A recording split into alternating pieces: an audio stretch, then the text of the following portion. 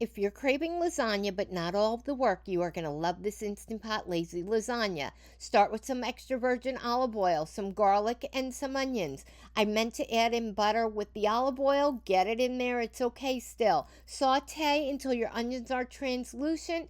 Get your ground beef in there and saute that until that is browned.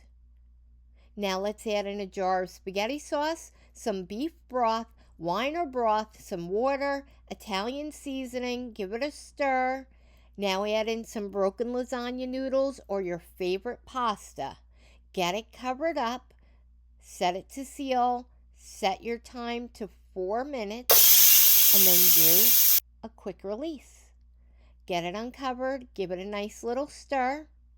Now let's add in some ricotta cheese, some shredded mozzarella, and some Parmesan.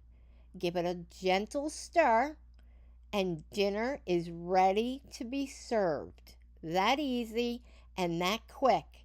And I know, it does not look super appetizing, but let me tell you, it is delicious.